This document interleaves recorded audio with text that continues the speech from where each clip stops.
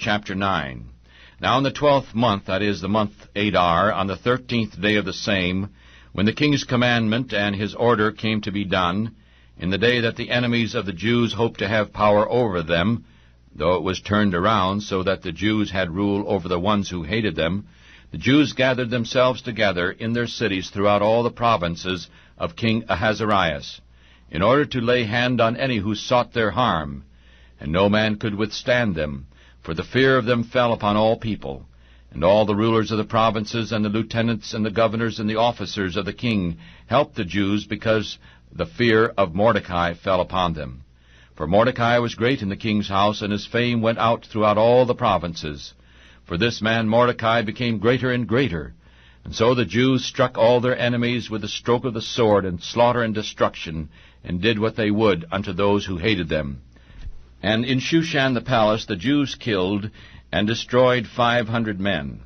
And Parshandatha, and Delphon, and Aspatha, and Poratha, and Adalia, and Aridatha, and Parmashta, and Arasai, and Aradai, and Vayezatha. They killed the 10 sons of Haman, the sons of Hammedatha, the enemy of the Jews. But they did not lay their hands on the spoil. On that day the number of those who were killed in Shushan the palace was brought before the king. And the king said to Esther the queen, The Jews have killed and destroyed 500 men in Shushan the palace, and the 10 sons of Haman. What have they done in the rest of the king's provinces? Now what is your petition, that it may be granted you? Or what further request do you have? And it shall be done. Then Esther said, If it pleases the king, let it be granted to the Jews who are in Shushan to do tomorrow also according to this day's decree, and let Haman's 10 sons be hanged upon the gallows. And the king commanded it to be done so. And the order was given at Shushan, and they hanged Haman's 10 sons.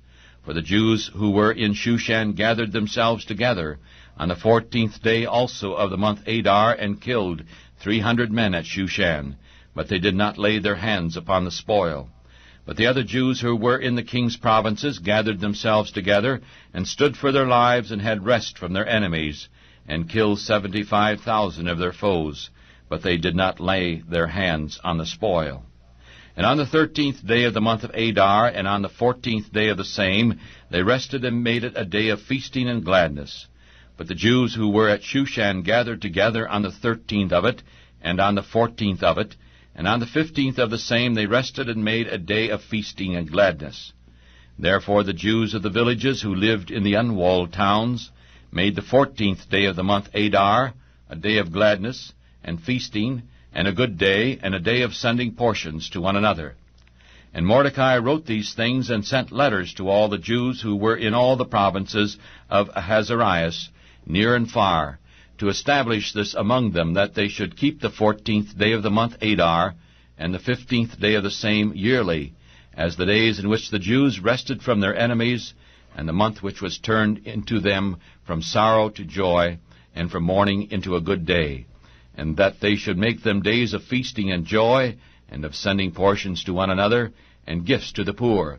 And the Jews undertook to do as they had begun, and as Mordecai had written to them, because Haman the son of Hammedatha the Agagite, the enemy of all the Jews, had plotted against the Jews to destroy them, and had cast Pur, that is, the lot, to finish them and to destroy them.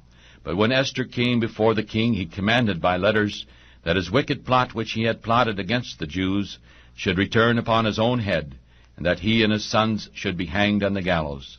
Therefore they call these days Purim, after the name of Pur.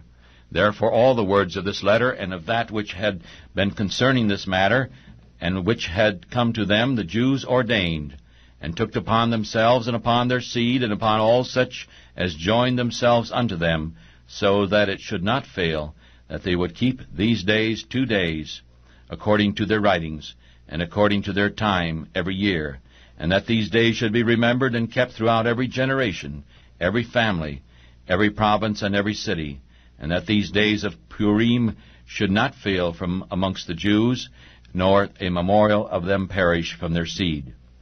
Then Esther the queen, the daughter of Abihail, and Mordecai the Jew, wrote with all authority to confirm this second letter of Purim, and he sent the letters to all the Jews, to the 127 provinces of the king of Ahasuerus, with words of peace and truth, in order to confirm these days of Purim in their set times, according as Mordecai the Jew and Esther the queen had ordered them, and as they had decreed for themselves and for their seed the matter of the fastings and of their cry.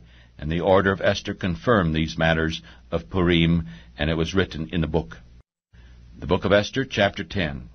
And the king Ahasuerus laid a tax upon the land, and upon the isles of the sea, and all the acts of his power and of might, and of the declaration of the greatness of Mordecai, with which the king made him great, are they not written in the book of Chronicles of the kings of Media and Persia?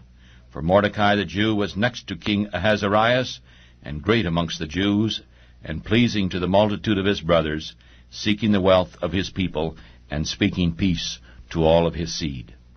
This concludes the reading of the book of Esther.